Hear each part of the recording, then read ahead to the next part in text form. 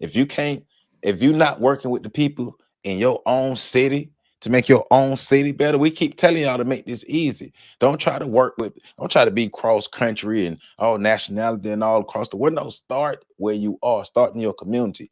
If you haven't established a relationship to be able to work with the people in your community, make your community better, then you ain't even on the right track. You got to start home, start there, start in your yard, in your front yard, in your backyard, in your community. And once you get that together, then you can expand out. Happy Friday. It's Breakdown Friday. I'm Joseph Ward, Professor Carlton Jones, still face Patrick Irvin. Smile, Pat. Smile. Hey, what's going on? Welcome back to On the Shoulders of Giants for all my returning viewers. If you are a new viewer, you in for a treat because here on Breakdown Fridays, what we do is we take the information that our master teachers and our scholars and our ancestors before us, we take the information that they've laid out before us, and we actually use the information. Go figure. We actually seek to understand and use the information and build upon the information. So that's what we do here on Fridays on the Shows of Giants. Make sure you check out the rest of my videos that I drop here on this channel because a lot of good information, especially Black history information and empowering information. All right. So we have a graphic that I'm going to show you that our conversation is framed around, and we have audio from Sharhrzad Ali and Malcolm X because we're centering this conversation around things that lead to the breakdown of the structure of a society, of a community, of a nation of people. And so let's bring up the graphic real quick. This is provided, the source is the American Family Survey, asked of all Americans. And so the three biggest issues on here, the most pressing issues facing families today, number one is economics at 63% of the people who said economics was, culture was 53%, and family structure and stability was 70%. And we are going to deal with this, but I just want to put this up for the reference. Economics, 63% of the most important issues. Culture is 53%, and family structure and stability. These are things that we are talking about all the time. And we want to go further into these conversations and figure out what's leading to this so we can repair this, because the ultimate goal is to repair this. So let's go ahead and get into it. So we're starting off with the piece of the clip with Sharhrzad Ali. So let's get it going. Somewhat protected and shielded from any kind of critiquing about our personal behavior, whereas our men have always been up for examination. The book is not an attack on Black women. I have never said that all Black women do everything that I list in my book. None of us have lived long enough to do everything that I list in the book, but most of us do some of the things that I've listed in my book. And I do say that it is not because of generalizations that we are all victimized by some of the negative patterns of behavior in the book, but the book just represents our collective contribution. This is some of everything that we have done or that we do daily that contributes to the breakup of our relationship, the destruction of our man, and the failure of our children to be able to function. They did not tell us that all of that, being my own person and I'm independent, would lead to separation, loneliness, celibacy, and lesbianism. They didn't tell us that if you give up the man, you're going to take one of these things and it's worse and it will destroy your nation. They didn't give us that information. They made us think that it was some kind of glorified position to brag about the fact that I got my own job, my own credit card, my own car, so I don't need no man. I don't even know how we got that mixed up. Ain't none of that got nothing to do with being with no man.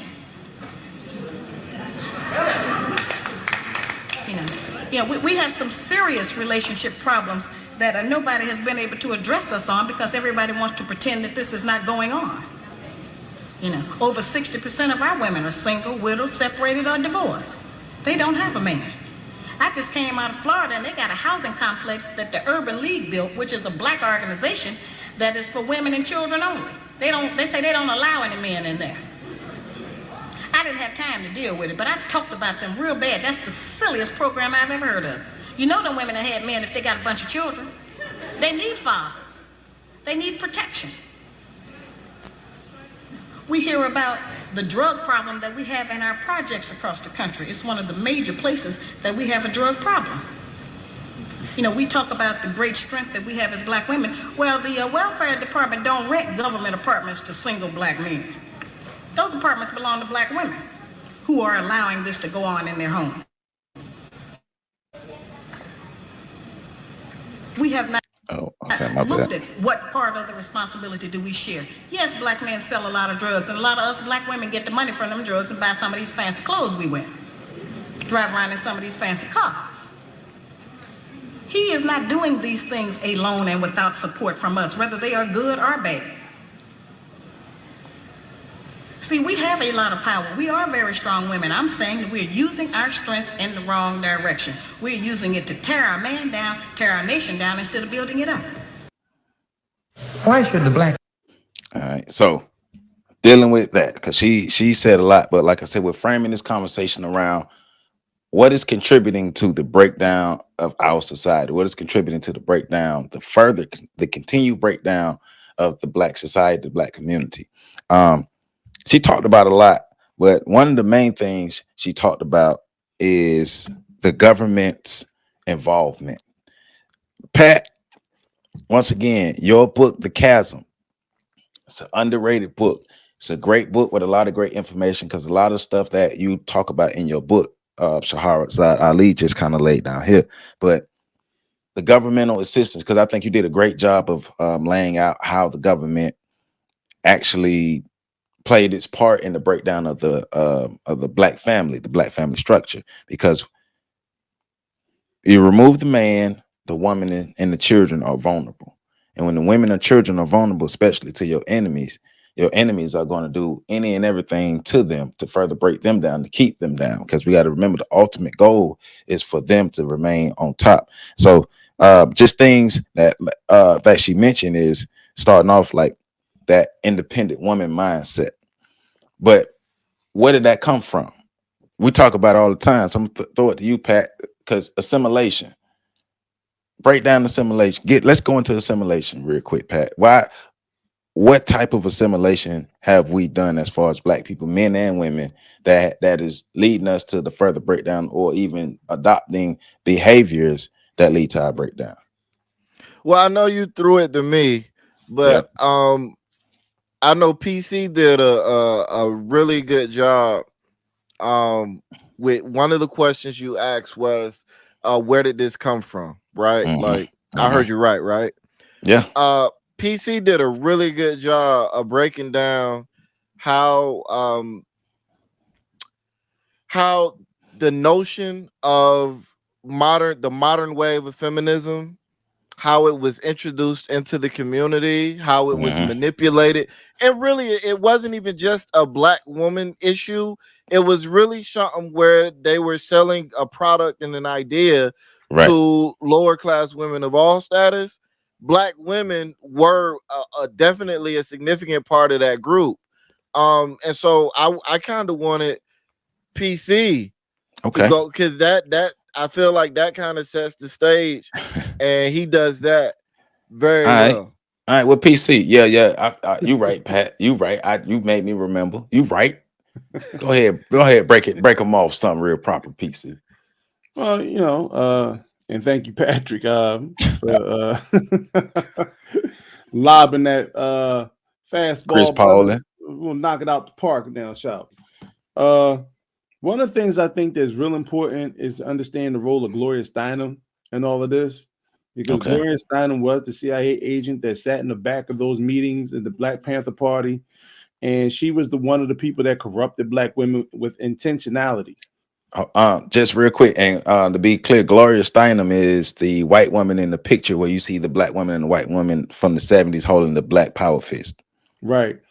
So she was instrumental in manipulating women into this whole notion that black men played a role in patriarchy. They actually created a term called social patriarchy, which it didn't align itself with the first wave of feminism, which was about basically white women having the same rights as white men in regards to being able to dominate other cultures and community. They wanted equal share in that.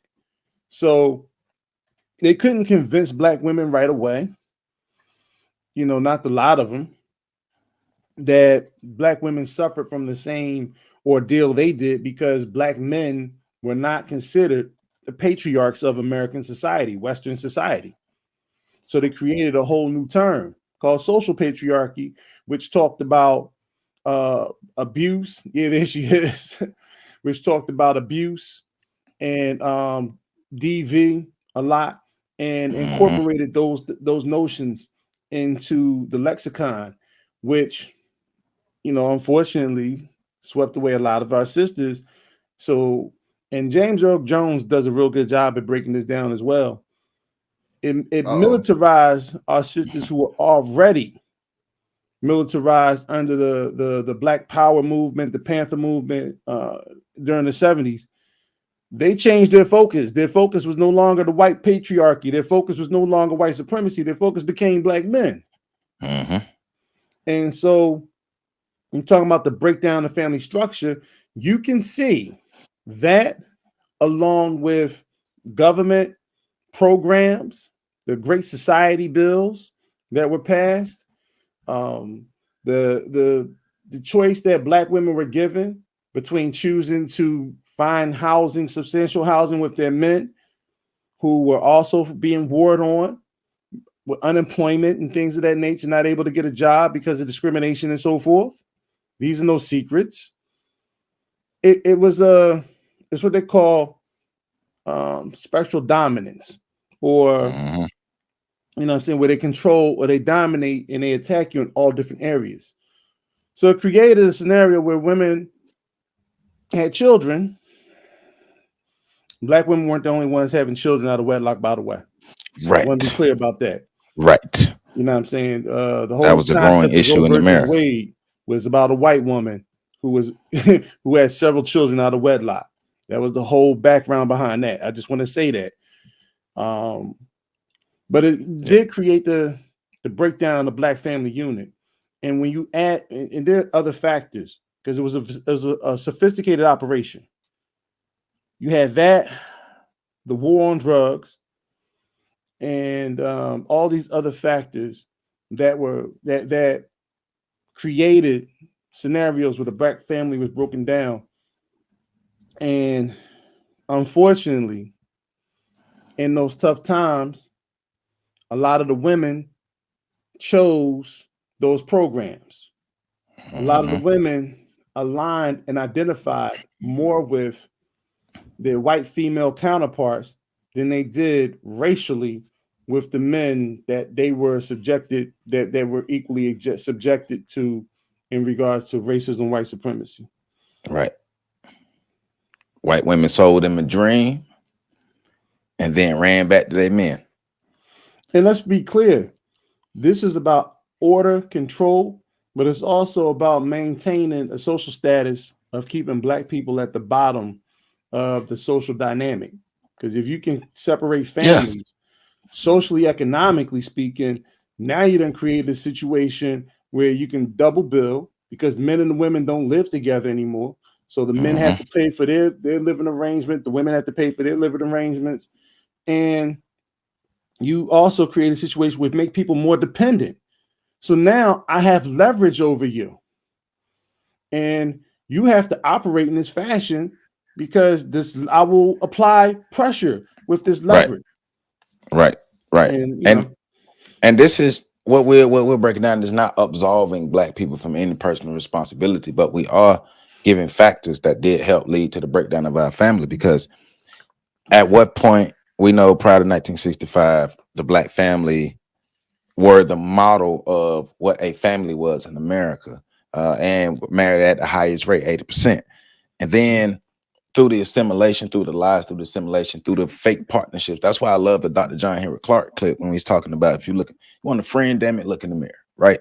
Because the idea went from family being important to independence being important. Because that's one of the things, because I had to get my notes on this one.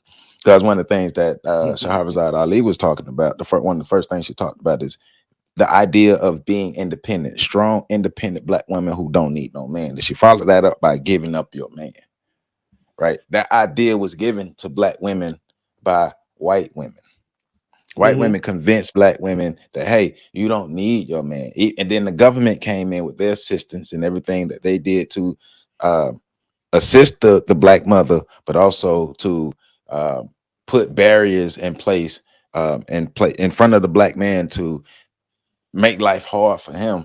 And so you have black people who are experiencing racism and all these things outside of the home, and then inside the home there's strife because they're at each other's throat because they can barely survive. They're in survival mode. You can't build families off of survival mode.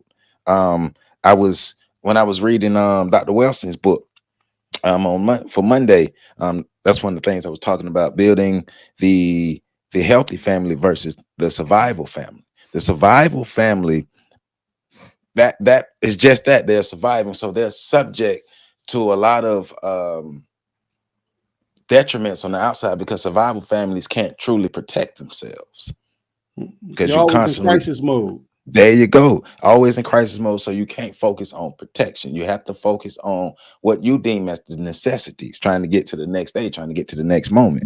Bam. So hold on, Joe. Go right ahead. there, because I want to help like clarify what you just said. Not clarify it, but say it so that a lot of people can really understand. When you're in survival mode, think of it as you have a wall, you have a dam.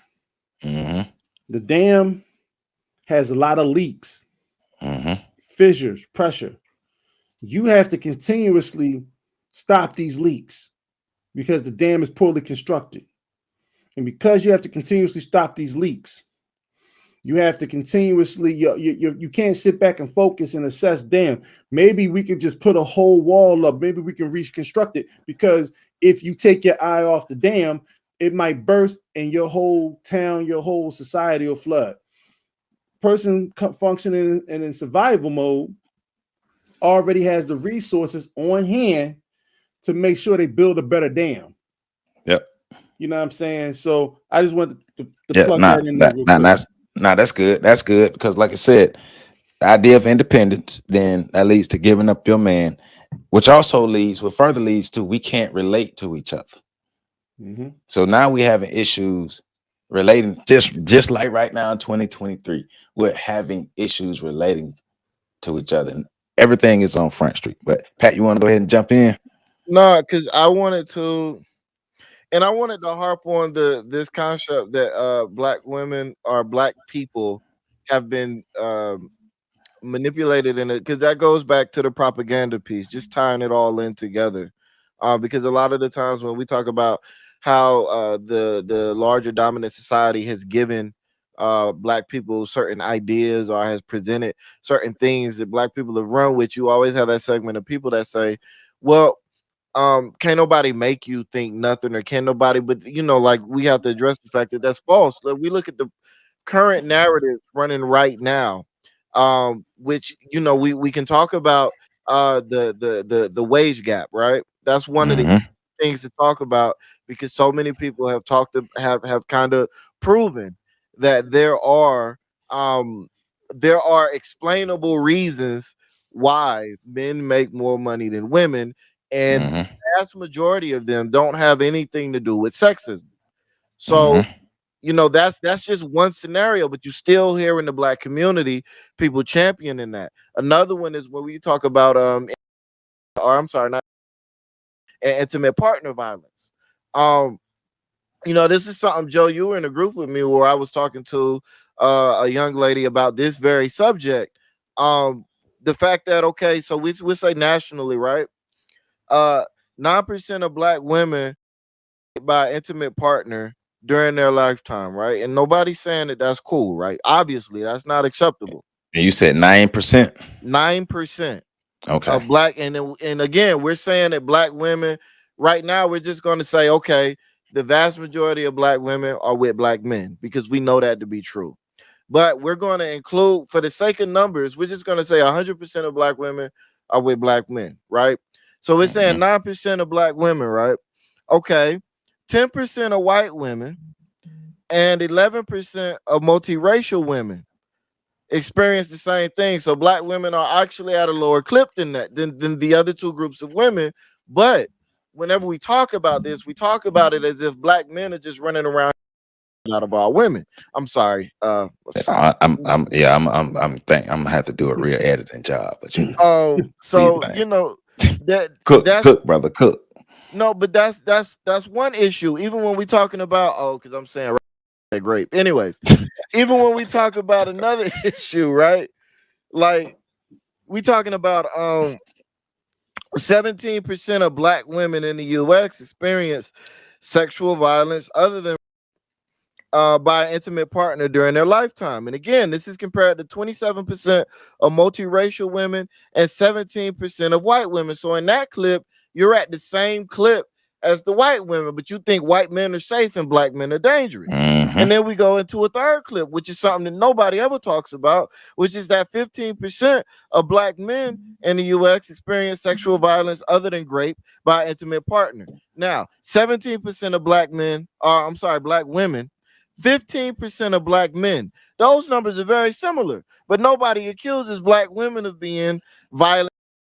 Just an example of how the narratives present one thing, the facts show something else, but because we're all geared up around narratives, we start behaving in ways and doing things and presenting solutions that don't address the real world problems, which actually goes back to something else Sharhrzad Ali has said, which is where she says there's never been any sort of accounting for the black woman. So we're in this scenario now where black men have been over accounting, and it's not that I have a problem with that, because if black men want to be the leaders of the community, leaders have to take more responsibility than everybody else. That's just the way it goes. But everybody else still has some responsibility and some accountability.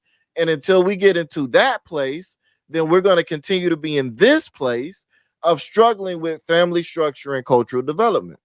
So you're saying narratives have played a part into even a lack of self-examination, because the narratives say one thing, but the actual statistics and the facts say a whole nother thing. Exactly. Gotcha. And that probably would lead to us not relating to each other, us not marrying each other, us saying we hate each other, us only using each other as sexual partners, all that, you know. But even to that, Joe, real quick, even to that, the notion that black people don't like each other, there's no That's other not true. group outside of white people. There's no black people intermarry more than any non-white group in America. I'll repeat that. Black people marry other black people. They marry within their own racial group, their own ethnicity, more than any other racial group in America. Any other one. You name one, we marry each other more than they marry themselves. So even the narrative that outside of white people, so even the narrative that black people are rushing off to marry non-black people, that narrative is not true. Well, that's why, you know, I'm just Chris Paulin right here. Y'all slamming it home. So, but go ahead, PC. Well, it's amazing that we're talking about that, the notion and the reputations that precede us, because in Tommy J. Curry's book, The Man Not, one of the things he talks about in chapter 5 is this whole notion that no matter what happens to black men, that we can never be seen as victims, because the narrative is that we're always predatory, we're always monsters, and so the monster can never be a victim. When in fact the numbers, just like Pat just explained earlier, the numbers don't the math ain't mathing when it comes to the statistics, and it's more so level across the board. And then, you know, there's this thing where it's called I forget the term, but it means both parties. It's like both parties are involved in, you know, DV. You know what I'm saying? Like mutual or dual DV, something of that nature, where, you know, but when black men call the cops, the police don't show up with the same vigor. It's not taken with the same seriousness. In fact, it's largely looked at and laughable in regards to the responses. In other words, law enforcement, you know, often pull up to these scenes, and now this man is made fun of. The violence that take place. There was a video out just recently, and shout out to the sister, you know, Celebrity, Daphne. Yeah, Sister Daphne. There was a video on Instagram where there's a brother who was giving his son a haircut, and the women was sexualizing this little boy in the comment section, talking about what they were going to do to him, talking about how they saw him. Oh, he looked grown enough. This was an 8-year-old boy. And black boys are not allowed, black males are not allowed the space to be protected in that regards. But then you wonder into those who do grow up and become predators. Like nobody ever investigates what happened to them to create the monster. Like Dr. Frankenstein, we talk about Frankenstein. We think Frankenstein's the monster. No, Frankenstein was the doctor that created the monster. And we don't ever talk about Frankenstein in regards to the black community when it comes to those things, because we don't see a need to protect young black males. And I think that's a real big epidemic in regards to that. I got a lot more to say on this topic, but I'm gonna leave it. But that's all by design. If you can remove the men, the women and the children are vulnerable. And when the women and children are vulnerable, they can be conquered, they can be manipulated. They can that's go ahead. patriarchy. Right. but it's like, okay, so we're going to manipulate we're going to remove the man and make sure that we manipulate the women and the children. Matter of fact, we're going to manipulate the children in such a fact to where even some of the male children might not even want to be males, and a lot of the females don't want to be females because they think it's easier to be the opposite. Man, Well, this is what I was reading in the ISIS papers. well, Go and ahead. this is where I say it becomes important for us to understand the importance of us being together, seeing Yep. each other, and appreciating each other. Yep. And so, and I know right now we're a lot of people might say we're coming out hard against the women. Mhm. And the fact of the matter is, we've been coming out hard against the men for the last 40, 50 years. So it's time to kind of balance it out a little bit. But the truth of the matter is, even with what you just said, communities, families exist as pairs. Mhm. Even if there were a group of men, if you took the women from those men can be manipulated. The problem is not necessarily that there are no men, is that there's no balance, there's no dynamic to it. You know what I'm saying? Like, so now you have women trying to create that balance by trying to become more masculine, which is an unnatural state. And even now we got women that don't like the terms masculine or feminine or female or male because they feel like it's some sort of attack on who they are or what they're supposed to be or whatever the case might be. And it's different answers for different days of the week. But the fact of the matter is, we got to understand this concept, right? Like, for years, we've been hearing men acknowledge the fact that we need women. We can't do Mhm. it without women, right? And we've been hearing women on the other side uh, saying, I don't need no man, and this, that, or the third. And then we're looking at our family dynamics and the family structures that we have going on now, and we're watching them collapse. And that Yep. collapse is caused by the lack of balance, which was encouraged by the feminist movement coming in and telling women, period. But nobody believed it. I don't think quite as hard as black women did. That you Mhm. don't need no man, and a lot of Right. that. I think there's a lot of internal conflict and a lot of other things going on. Black women don't, didn't typically have the gender roles that white women have had in our typical societies. So that comes into play as well. But even that is a narrative in the way we visualize gender roles, because the idea to stay at home mom is a myth as a normative in American society. So like we could just go so many different places with this. Yeah.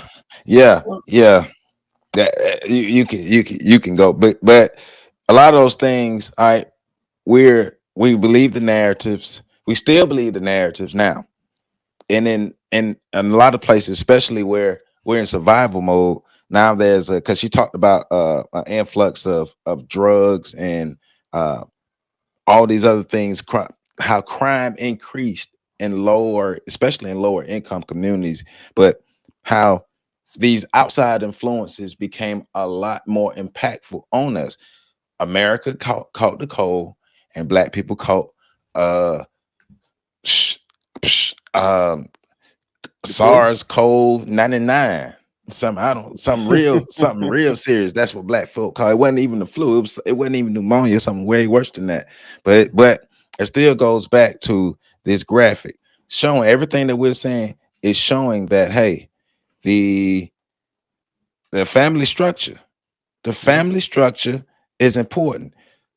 Culture goes into maintaining the family structure. And real quick, let's look at this, right? In the family structure bracket, the most agreed upon source of concern is parents not disciplining their children sufficiently. Who's usually responsible for discipline in the household? The male. I'm wait till your daddy get home. That's like by far and away the number one agreed upon concern is children lacking discipline.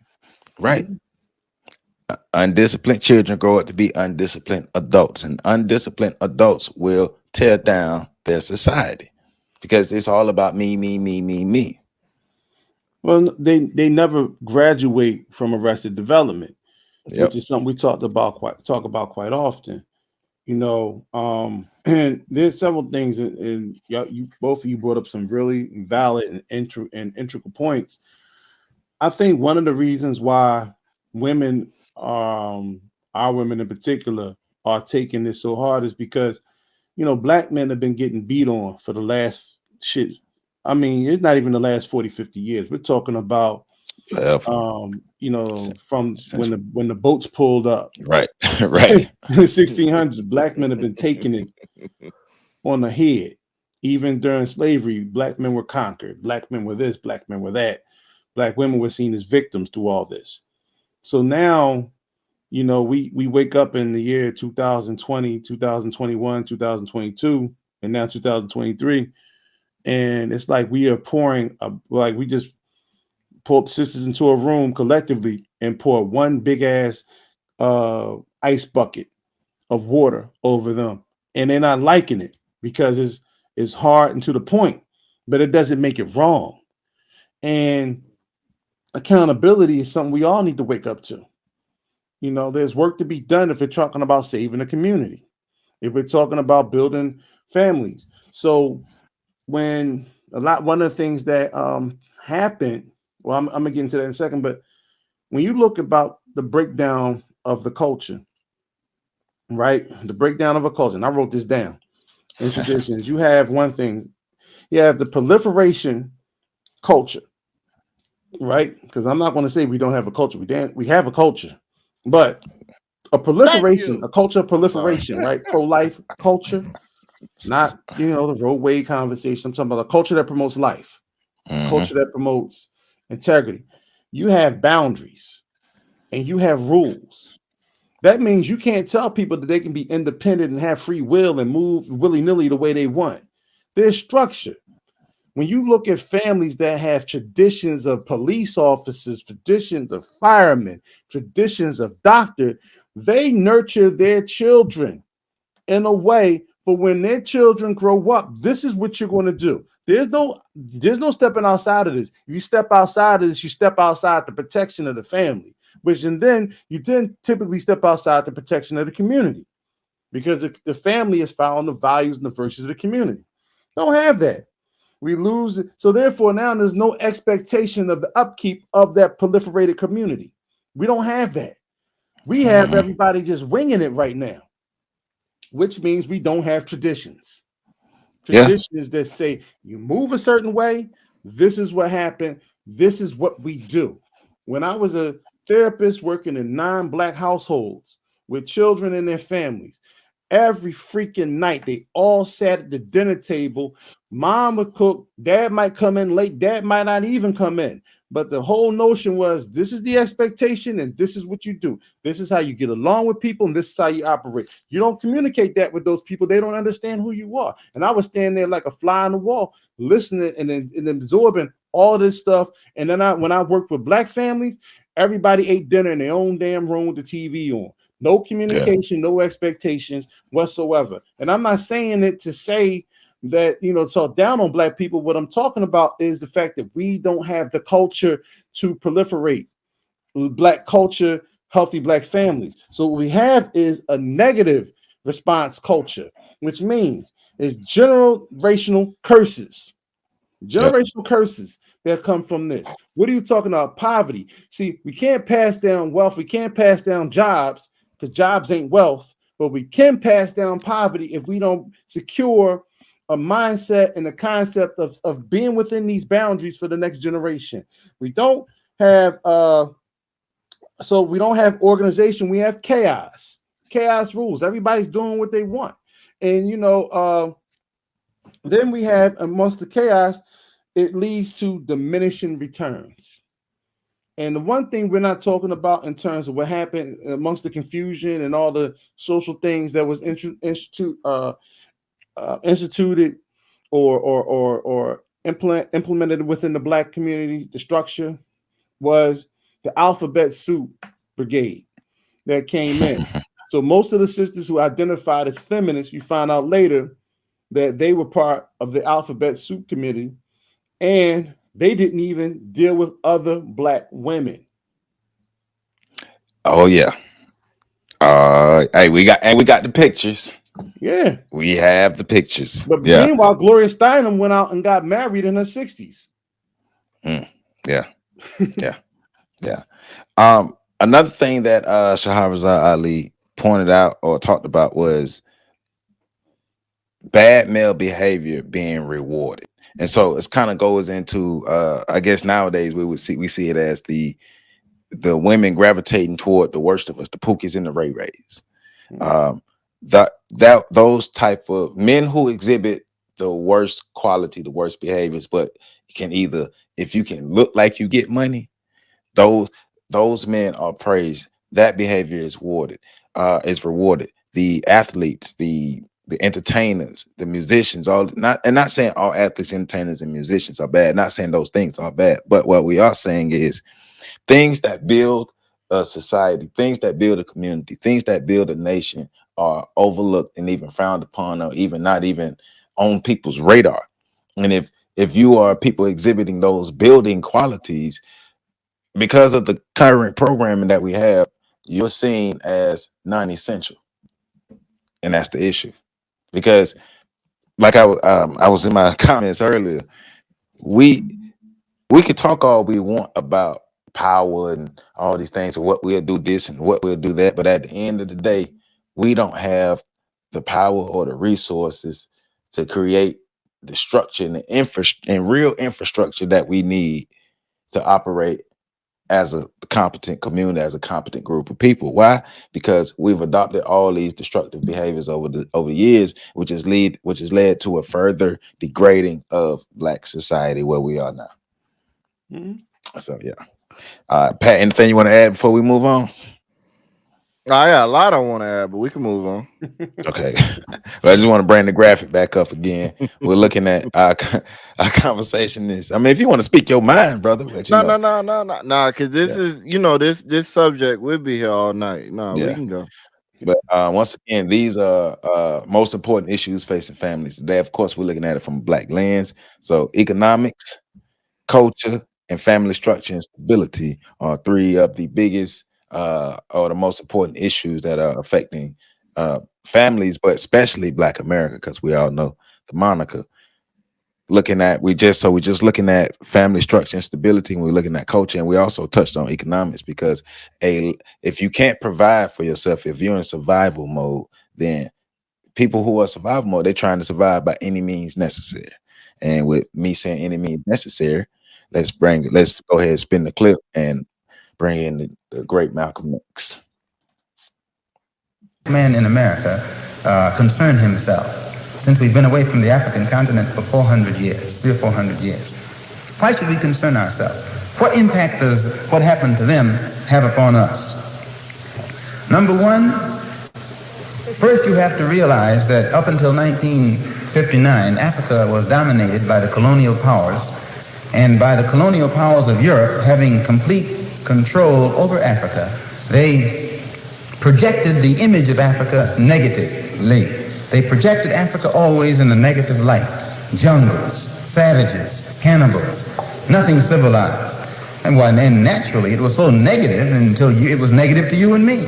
And you and I began to hate it. We didn't want anybody to tell us anything about Africa, and much less call us an African. And in hating Africa and hating the African, we ended up even hating ourselves without even realizing it. Because you can't hate the roots of a tree and not hate the tree.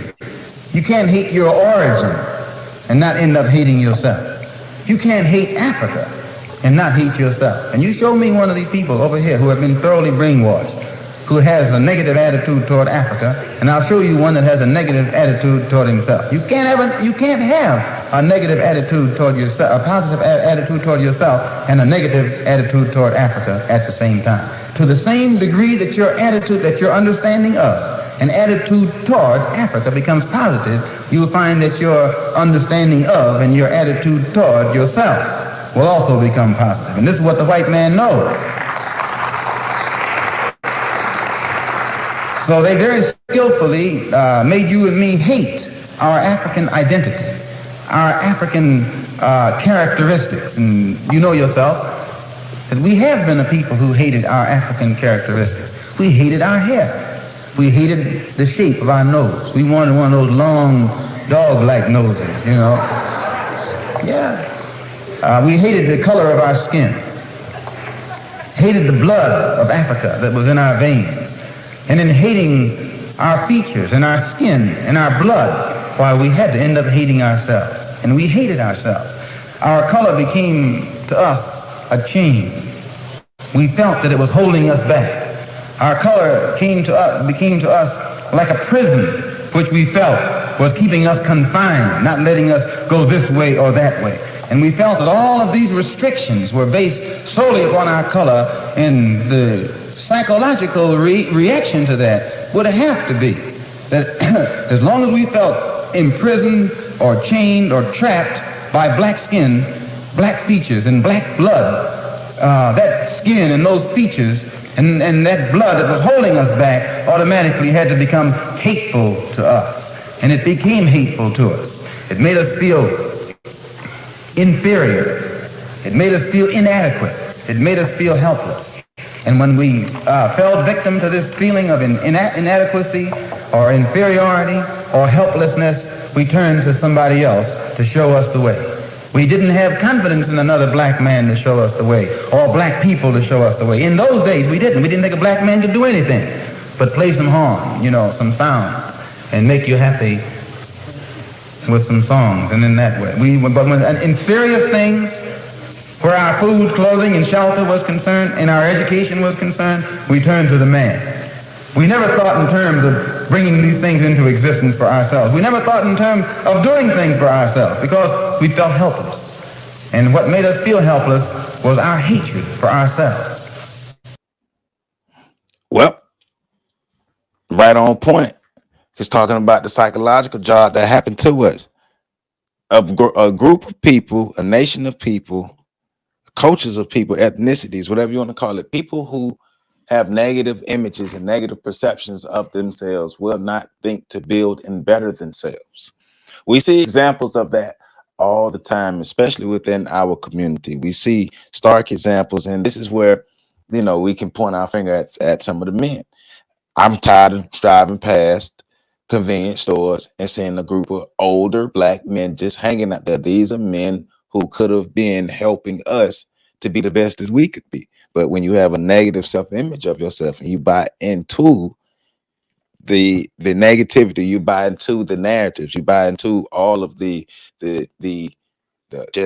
degrading propaganda about you and your people, you're not going to seek to do anything better. Like, I think, and Pat, I think Pat, PC, all three of us may have been on the phone, may have been me, you, and Pat, me and Pat at once. We was having a conversation when, you know, it was hard for me to come to the realization that, yeah, a lot of people just don't want to be better. And a lot of people who look like us just don't want to be better. And there's nothing you can do about it. It was hard to accept, but I had to accept it. A lot of us just don't want to do better. They don't want better. They just really want that comfortable place. And that's what Malcolm X is talking about. We lack confidence in ourselves. We don't think we can do it. We don't believe in ourselves. We don't trust each other. Now, of course, we know that's not the overall factor, but it's an enough of us to where it's a detrimental effect on how we interact and how we live and what we haven't produced. We haven't produced for ourselves. One of the main things we should have done for ourselves is produce for ourselves, and we haven't done these things, but we have destroyed. We have constantly participated in the destruction of our communities and ourselves, because that's easy. Making ourselves better is the hard work. I think Go ahead. one of the things that we got to come to terms with, the again, I bring up the propaganda, but one of the driving forces of assimilation is the acceptance, the desire, the acceptance of one group into another group that's viewed as more desirable. And what does that come with? You know, like black people, white people want black people to be assimilated because of cohesiveness and the gains that they get from that. Black people want to be assimilated for the same reasons, the perceived gains that they get from being viewed as white, right?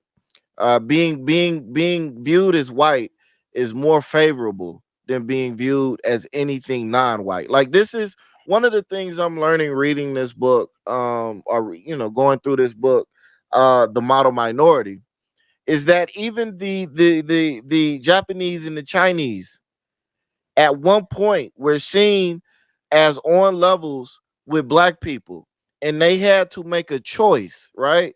Were they going to assimilate, or were they going to try to integrate and halt the process there and maintain their own social identity? And as they chose to continue to assimilate, one of the things that happened was they attained non-black status. They never attained white status. They attained non-black status. And in attaining non-black status, they then became used by white people as something that black people should aspire to be, which then created all kinds of divides between black people and Asian people in America. And those divides have never healed because Asians became very content in their non-black status. Yep. Right. And so now you have a lot of black people trying to achieve non-black status. And it doesn't quite work the same because one, you're black. And you are the very definition of the subprime other that white people use to measure other minority groups against. And the reason we refer to white people is because they are the power group in America. So you know, everybody is measuring themselves by the power group. If black people were the power group in America, everybody would be measuring themselves to us and trying to achieve, if we had the same dynamics, trying to achieve non-white status. But it's not that. That's not what's happening. So that's why we make these associations. But I think one of the things we have to accept and understand is, for a group of people, they believe that they can achieve non-black status by assimilating and doing everything they can to be viewed as close to whiteness as they can. And we know that that's not going to work. Then we have those people, just real quick, I'm gonna wrap it up. But the another group that we don't talk about, that we also have, and there are a couple of different groups, but I'm just highlighting these two. Another group that we also have that we don't want to talk about is this group of people that have accepted that white people are superior in certain regards in terms of the power dynamics in America. They are disassociated with their black status. That part of the program worked. They hate Africans, and they just totally disassociate anything to do with Africa. That's not me. But they still see themselves as black. And so in that, they have accepted that inferiority is what they deserve. And Yep. those are the people that we're struggling with nowadays, because essentially they are similar to the assimilationists trying to achieve non-black status, but they have the effect of not just separating from the group, but sagging the rest of the group down and doing what they can to drag us down. And so we got a bunch of different moving parts and components in this assimilationist, integrationist, uh, joining cohesive state of the union type situation we in right now, and we got to address all of them. And Malcolm X talks about, I think that's, to me, that's one of the central things that I get out of when he's talking about you hate yourself and the things that come out of that. That's another one of those trees, and with a lot of branches into it. And if we're serious about addressing what we got going on, we got to be serious about labeling, identifying, and dealing with every last single one of those branches. Yeah, but now, because I just wanted to build off what you were saying, because you was talking about a power group, but taking that back to what Malcolm X was saying, because um, Black people in America have been conditioned and taught to have disparaging ideas about people in Africa, and people in Africa the same about Black people in America. So that there helps to hinder or weaken our attempt to have a power group or some kind of power ally, because Black people on the continent that has the largest concentration of Black people, well, there's no real unity in Africa, and then there can be no linkage for us back to Africa because we have no group to anchor ourselves to. So as a power group, that's not going to happen for us. So being able to still exude all of these negative qualities, still having all of these negative qualities, still going through all these things, but with the idea of, okay, well, we need to get right.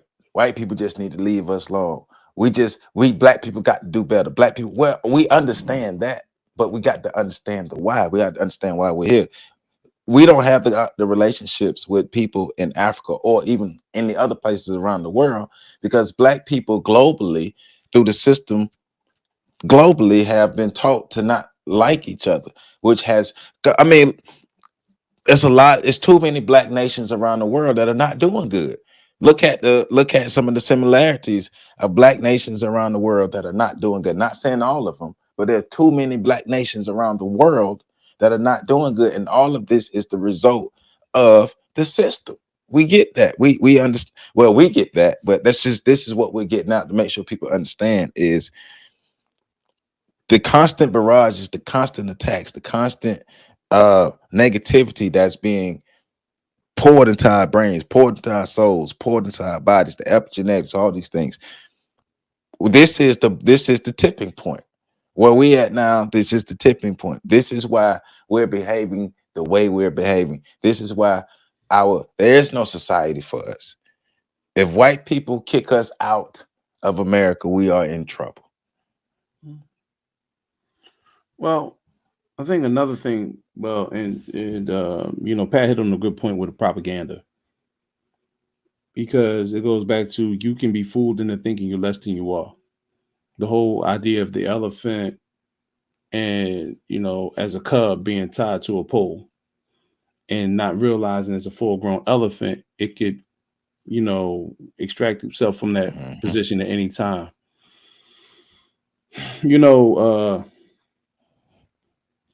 The narrative for Black men is that Black men are not seen as men internationally around the world. That Black men are seen as the women from all other nations of men. And that propaganda is very powerful when you own the instruments of media. When you own the instruments, even social media, we get censored whenever we stand 10 toes down on infusing masculinity into the name or the image of Black men. Historically, the first political comics that were created to distort the images of Black men. Black men are seen as buffoons. Black men are seen as brutes. black men seen as apes and gorillas. Black men seen as childish. And you even hear it nowadays where women are saying, I hate the fact that I'm dealing with men that want to play video games all day. And it speaks to something you spoke to earlier, Joe. We've abdicated the throne as men. Because no matter how you say it, it happened. Because we don't want to acknowledge that we lost the war, but we're still fighting the war. Yeah. And we don't want to call it that because we're afraid of the consequences that will come. But my question is, how much worse can it be? How much worse can that next lash be? Maybe they won't be so willing to hit you with the lash if they know they can get hit back. Yeah. And that's what we've abdicated as men. Life is hard, but it's a lot harder when you abandon your post. No matter what our women might say, no matter what no matter what anybody says, as men, we still have an obligation and a duty to not abandon that post, to not allow ourselves to be part of the assimilation. You know what I'm saying? We have a duty to that. And then it speaks to the fact that when people disassociate with our connection to Africa, we don't want anything to do. I believe the word is tethers now. We don't want anything to do with the tethers. Yeah. And we create fights against what we consider lesser opponents because we feel like we can win that fight.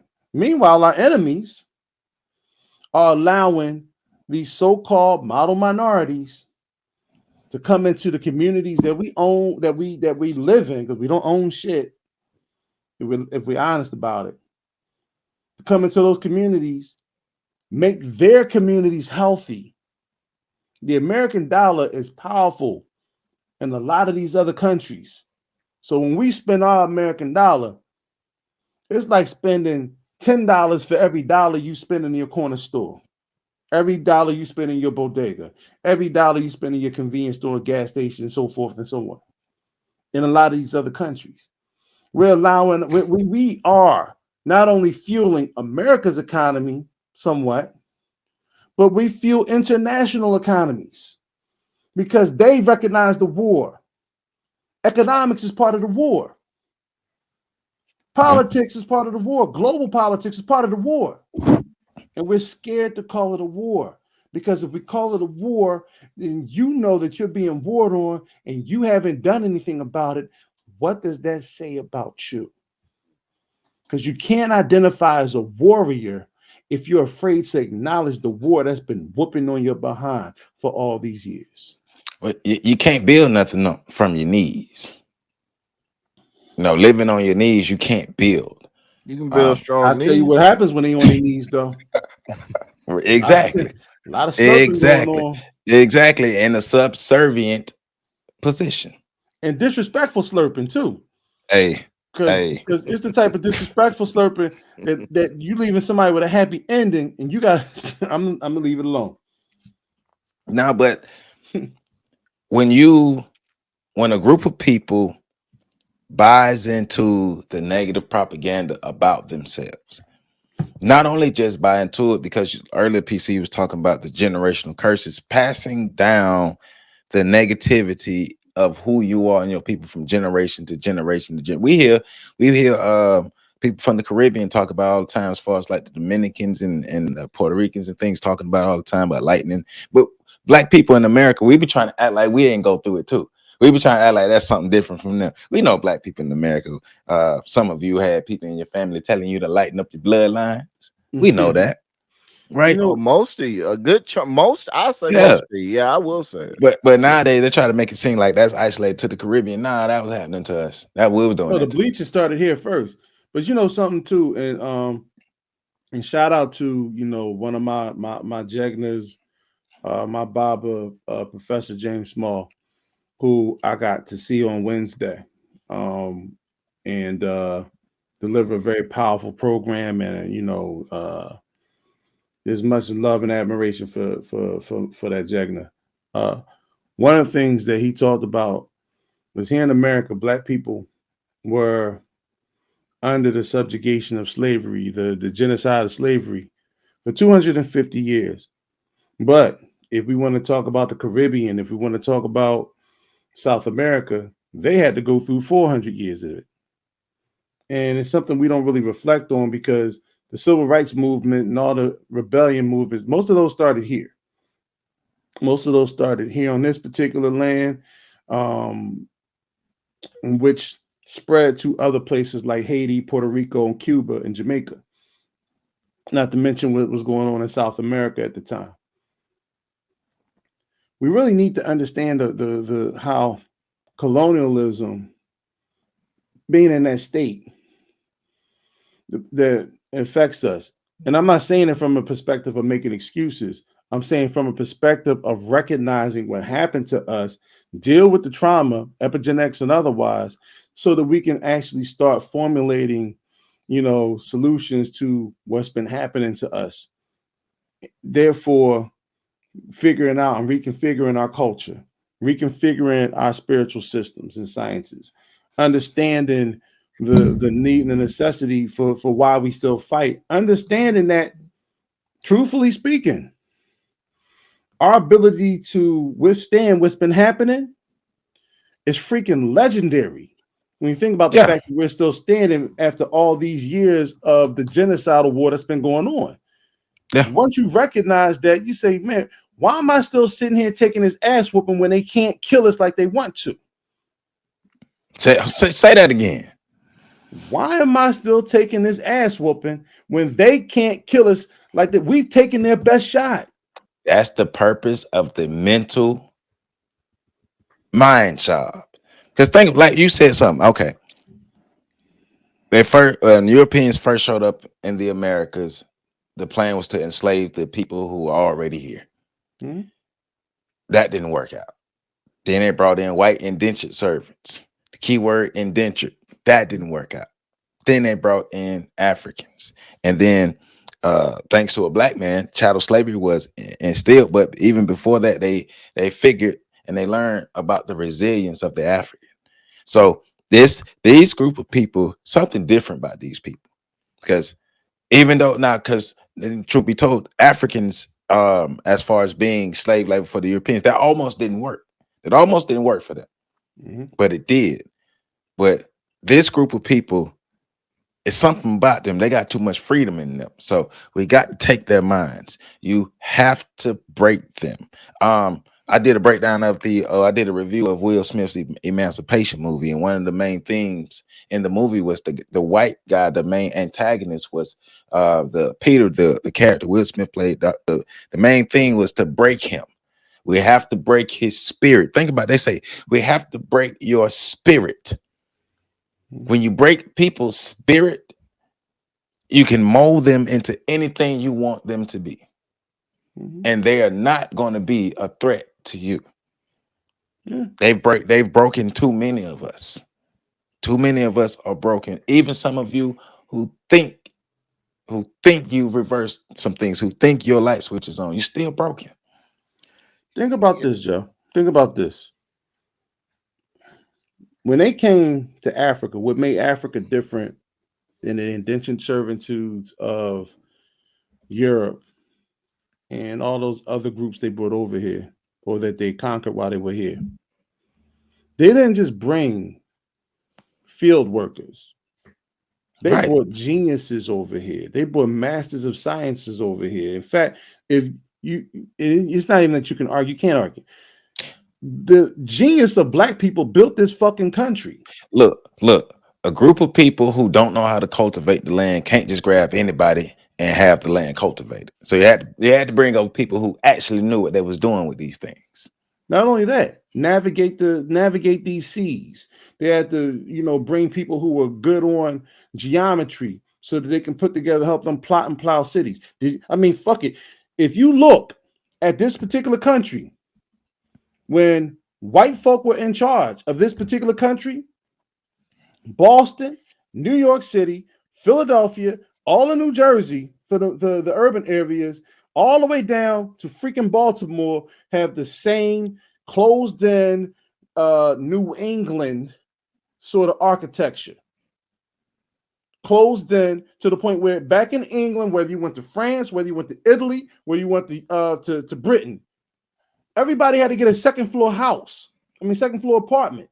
Why? Because the first floor smelled like ish. Because everybody would dump their garbage out in the street. Everybody would dump their urine and their feces out on the curb. This is why they had to deal with the Black Plague and all that other stuff, because they were overrun with rodents and rats, things of that nature. It wasn't until they saw how Africans live with all this space around and cultivating the land and things, that, and the other, that they actually understood how to manufacture farmland, to how the life expectancy of the European increased once they got in touch with Africans. They were damn near extinct. They knew who the hell they were bringing back over here. It's time for us to realize who they brought over here. It's time for us to realize, for those of us who were already here and making and helping and building with our native ancestors that were here, to build and understand the greatness that was within them. And also, Africa didn't need a warrior class until those invaders for Europe came in. But once they came in, we had warriors. We had generals. We had people who fought back. Queen Nzinga fought back. Hannibal fought back. We have tons of lineage of people, black people, who fought back. When we came here, that same spirit existed. They took it out of Nat us. Turner, Denmark Vesey, all the other great liberators, Harriet Tubman, all of the great liberators, they understood their calling and they were unafraid. How many times did Harriet go back and didn't get caught one time? She even led brigades of Civil War troops into the South. We got to recognize that, man. Go ahead. I'm sorry I get riled up like this. Let it go. Let it go. Because I'm a fighter. You know, I don't like fighting black people, but God damn it, you know, when it comes down to it, we don't seem to understand that the enemy is beyond the gate and the warriors are on this side. And because they're so disconnected culturally, they're killing each other. Destruction of black civilization. Go ahead, Pat. You were trying to jump in. Because Pat was trying to jump in real quick. Go ahead, Pat, I'm sorry. No. I mean, like, I like it when y'all get riled up. Go ahead and finish. You know, I know what I'm gonna say. The culture. Women are the teachers of culture. The home, the house is her castle, is her domain. It's not about being domesticated. The duty that comes with that is how nations are formed. You even can go to the Europeans and find out that the majority of kings, the majority of Caesars and things like that, they were all influenced either by their wives or their mothers to go on and do great things, to go on to conquer. We're missing that. We need each other. For people haphazardly and chaotically trying to pretend that they're living their best life. Yep. And I land my plane on that one. Go ahead, Pat.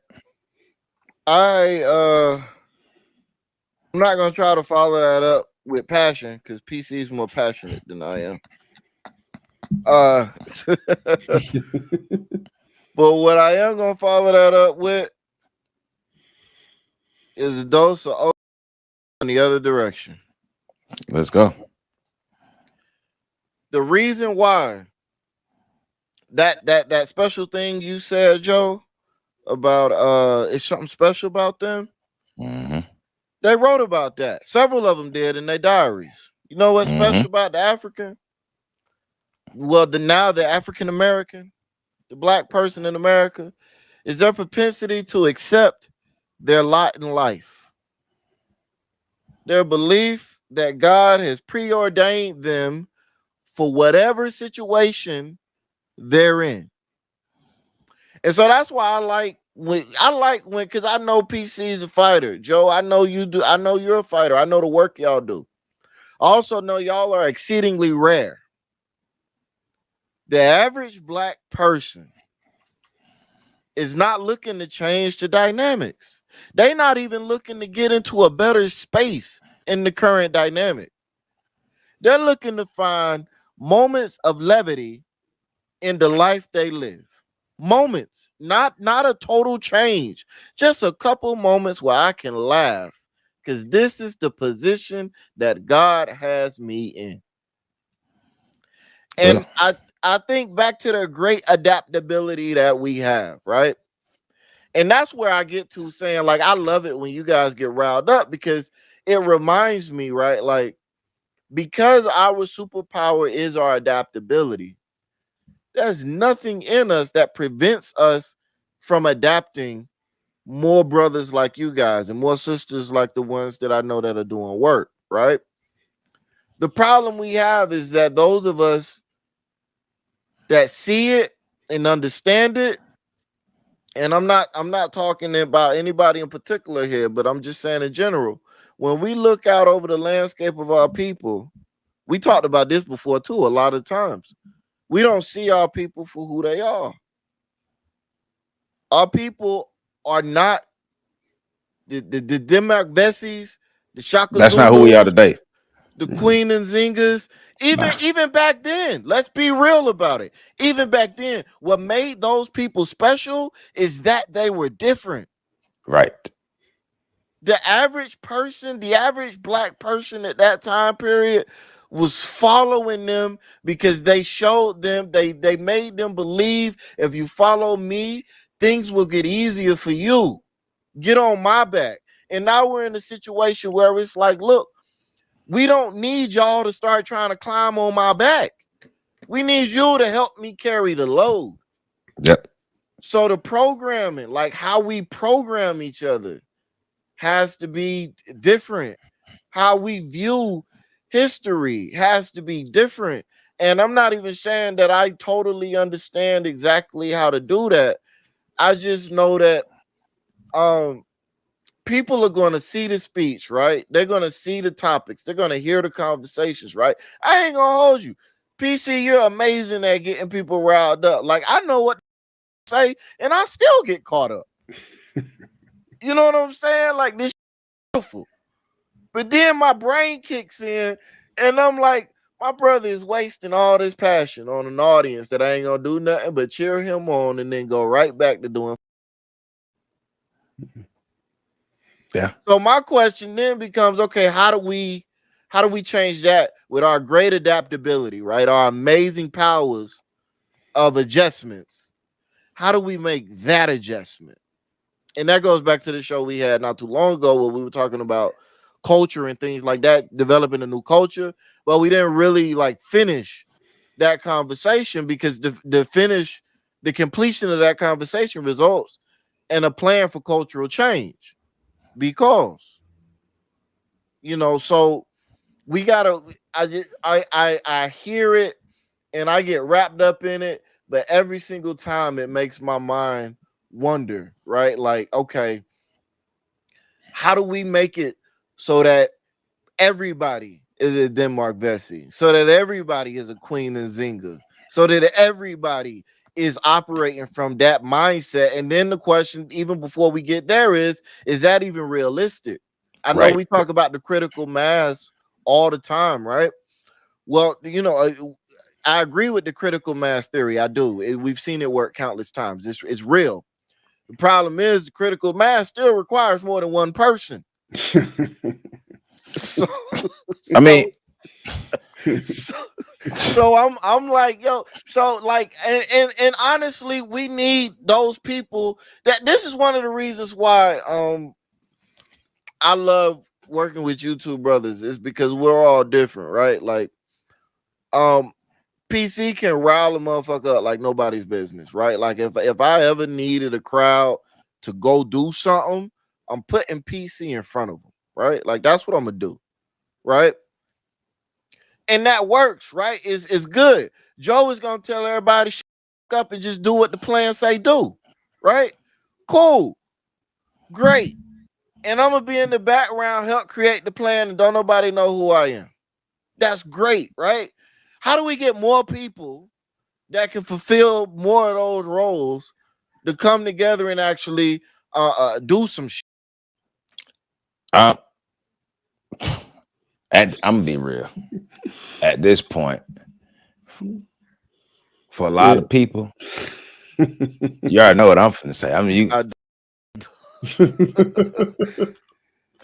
to do. be for a lot of people, because the sad part is, and we've already said this plenty of times. We already know, and I know you saying it. Just I don't know why you saying it, but we can get more people to this, but it's not going to be enough. Or it's not. I ain't gonna say it's not going to be enough. It's not going to be the numbers that we would ideally expect. Right? We're all on the critical mass train, but it's like conversation I was having earlier today. We're talking about voting, and I'm talking to black people who believe that you can only vote Democrat, and if you have any thoughts other than Democrat, then they have to be Republican, because Democrat and Republican are the only options you have. Think about it. We have black people who go to vote. They get a ballot. And this is where comprehension and all these things come into, right? And understanding. So they get the ballot. There's at least 5 options, especially for president, most specifically what we're talking about. There are at least 5 options on every ballot that I've seen, that I've been voting on, and I've been voting since 2002. There's at least 5 options. We only see one option. And we really only see 2, but we only focus in and zero in on one option. We have been conditioned into, hey, if you're black and you don't vote Democrat, then you must be a Republican, because that's the only other option we have, when it's a damn ballot right there in front of you. And then people will say, well, I don't understand why those other people are on the ballot. They ain't doing nothing but taking votes away. Fool, because you have more than 2 options. You have more than 2 options. And then guess what? If you don't like any, because people get mad at me when I tell them I wrote my name in. I don't care that you're mad, because you ain't gonna do nothing about it. But if I wrote my name in, that means All of the plan. Keep going, Joe. that means none of the options were good enough. And then I really have to tell you that somebody has to earn my vote.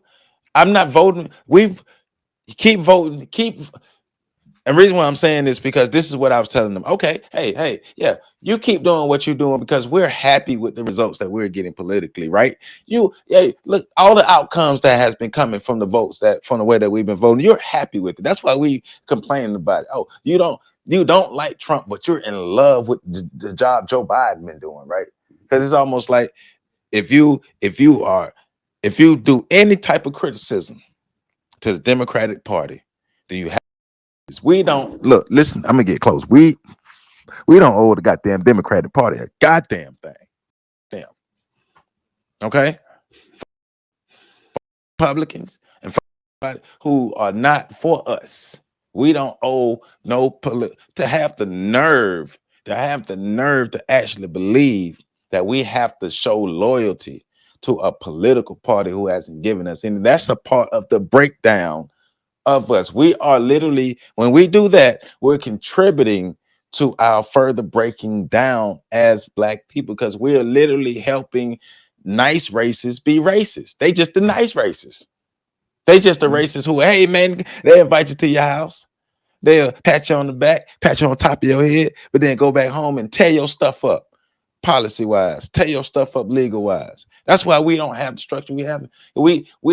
We're aligning ourselves with the people who don't give a damn about us, and we can see them destroying us in our faces, and we don't care about it, because hey, we've been conditioned to think that hey, it's better than the Republican. Neither one of them give a about us. Yeah. I don't even have nothing to add to that.